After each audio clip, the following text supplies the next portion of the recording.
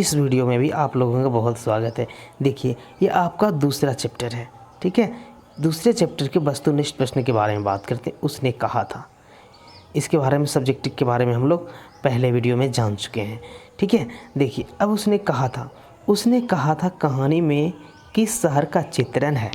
उसने कहा था कहानी में किस शहर का चित्रण है। ये हो जाएगा आपका ए नंबर अमृतसर। उसी प्रकार से आपका दूसरा प्रश्न है लहना सिंह के गांव का क्या नाम है। तो लहना सिंह के गांव का नाम है मांझे। बी नंबर आपका बिल्कुल सही होगा। तीसरा प्रश्न है आपका लहना सिंह किस पद पर था। तो लहना सिंह जमादार के पद पे था। सी नंबर आपका बिल्कुल ही सही होगा। चौथा प्रश्न आपका है लहना सिंह की मृत्यु, ठीक है, लहना सिंह की मृत्यु किसकी गोद में हुई।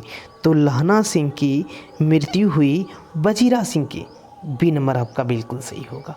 5 नंबर आपका प्रश्न है पलटन का विदूषक कौन था। पलटन का विदूषक था आपका वजीरा सिंह। सी नंबर आपका बिल्कुल ही सही होगा। 6 नंबर आपका प्रश्न है सूबेदार हजारा सिंह के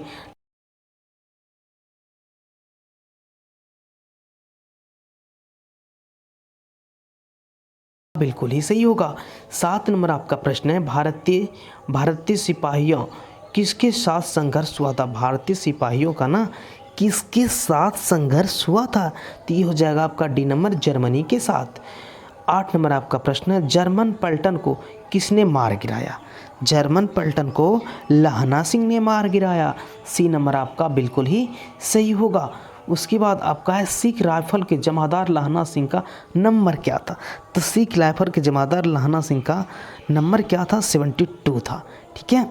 उसके बाद आपका 10 नंबर प्रश्न आता है सरकार ने सूबेदार को ज़मीन कहाँ दी। सरकार ने सूबेदार को ज़मीन दी लायलपुर में, यानी डी नंबर आपका बिल्कुल ही सही होगा।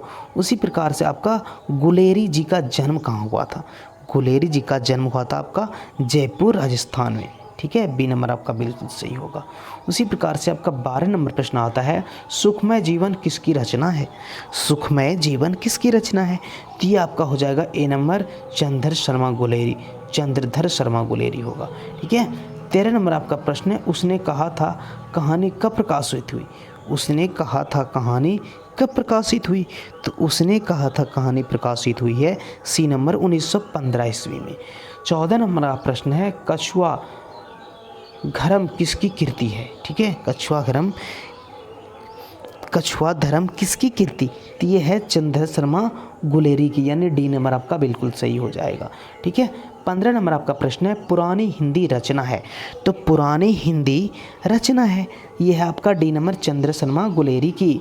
कौन सा नियम गुलेरी जी की रचना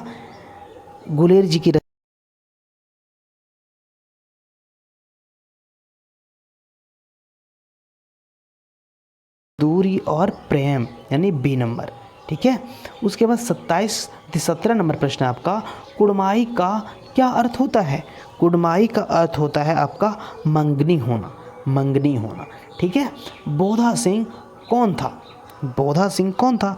तो ये था सूबेदार हजारा सिंह का बेटा था, ठीक है। 19 नंबर आपका प्रश्न है चंद्रधर शर्मा गुलेरी की कहानी कौन सी है। चंद्रधर शर्मा गुलेरी की कहानी कौन सी है। तो उसने कहा था सी नंबर। उसी प्रकार से आपका नेक्स्ट प्रश्न आता है 20 नंबर कौन सी कहानी चंद्र शर्मा गुलेरी की लिखी हुई नहीं है। कौन सी कहानी चंद्र शर्मा गुलेरी की लिखी हुई नहीं है। तो ये हो जाएगा आपका डी नंबर कफन। 21 नंबर आपका प्रश्न है गुलेरी जी किस गांव के मूल निवासी थे। गुलेरी जी किस गांव के मूल निवासी थे। गुलेर का, यानी बी नंबर आपका बिल्कुल ही सही होगा। उसी प्रकार से आपका नेक्स्ट प्रश्न आता है 22 नंबर उसने कहा था कहानी के कहानीकार कौन है। उसने कहा था कहानी के कहानीकार कौन है। तो ये हो जाएगा आप उसने कहा था ना कहानी के कहानीकार द्वैत। उसने कहा था कहानी के कहानीकार आपको पता है ना चंद्र शर्मा गुलेरी ही होगा आपका, ठीक है। उसी प्रकार से आपका नेक्स्ट प्रश्न आता है 23 नंबर चंद्र शर्मा गुलेरी किस युग के कहानीकार हैं। चंद्र शर्मा गुलेरी किस युग के कहानीकार हैं। द्विवेदी युग के। ए नंबर आपका बिल्कुल ही सही होगा। उसके बाद उसने कहा था कहानी कितने भागों में बटी है या कितने भागों में विभक्त है? तो ये डी नंबर आपका हो जाएगा बिल्कुल 5 भागों में। उसी प्रकार से आपका नेक्स्ट प्रश्न आता है, चंद्रधर शर्मा गुलेरी का जन्म कब हुआ था? देखिए ऑब्जेक्टिव में ये प्रश्न आता ही है, चंद्रधर शर्मा गुलेरी का जन्म हुआ था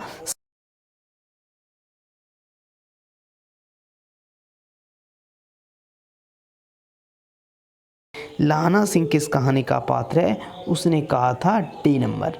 27 नंबर आपका प्रश्न है, उसने कहा था किस प्रकार की कहानी है? उसने कहा था किस प्रकार की कहानी है? तो ये आपका कर्म प्रधान कहानी है।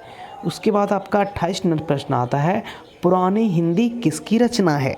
पुरानी हिंदी किसकी रचना है? तो ये है चंद्रधर शर्मा गुलेरी जी की। कीरत सिंह कौन था? कीरत सिंह कौन था? तो ये लहना सिंह का भतीजा था। उसके बाद 30 नंबर आपका प्रश्न है, बचपन में लहना सिंह को बार बार कौन सा प्रश्न करता? तो बचपन में ना लहना सिंह लड़की को बार बार कौन प्रश्न करता था? तो बचपन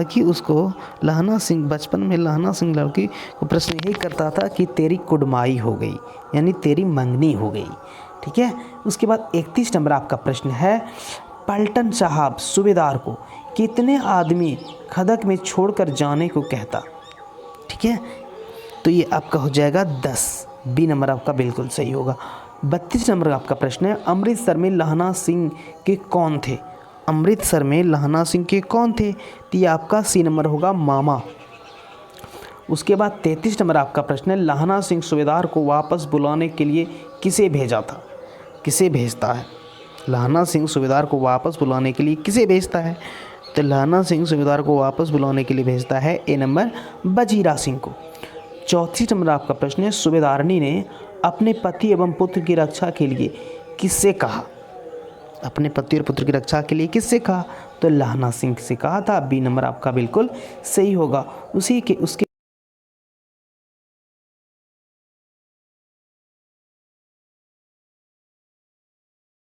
लहना सिंह का सिर अपनी गोद में लेकर के वजीरा सिंह बैठा था। सी नंबर आपका बिल्कुल सही होगा। 36 नंबर का प्रश्न है, लहना सिंह के मामा कहाँ के रहने वाले थे?